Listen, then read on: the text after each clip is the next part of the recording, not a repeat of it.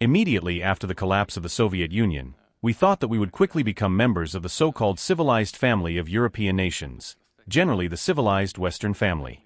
Today, it turns out that there is no civilization there, only complete degradation. But no matter.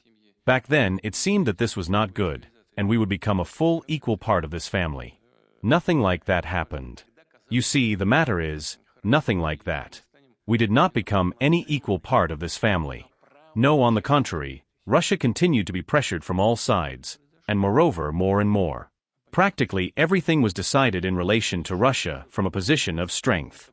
They patted us on the back, invited us to various events, but the West pushed through its interests towards Russia precisely by forceful means, including armed ones.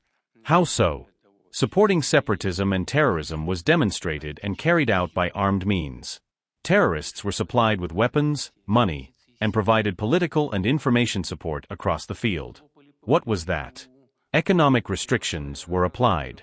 This is also forceful pressure. And what pressure?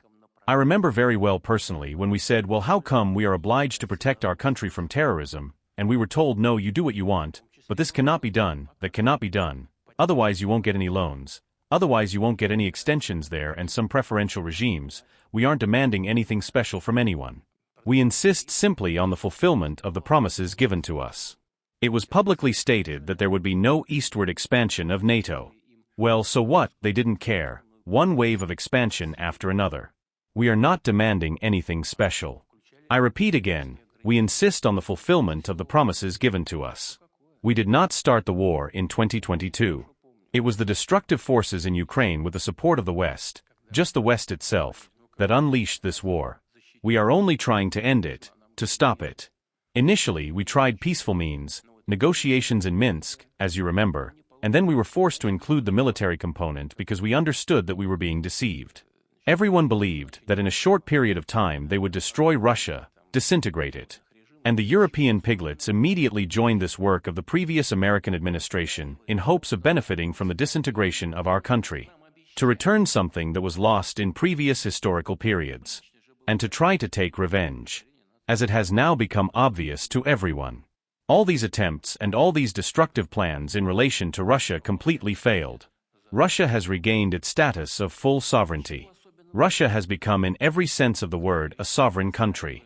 We regained this status, including to a significant extent with your participation, with the participation of the armed forces. The nuclear shield is more modern than the nuclear component of any official nuclear power.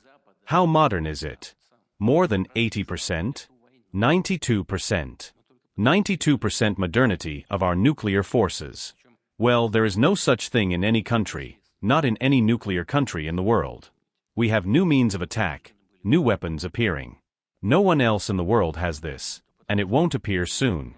I mentioned them. We know it's the Vanguard and the Storm Petrel. The troops are completely different, and they are invincible.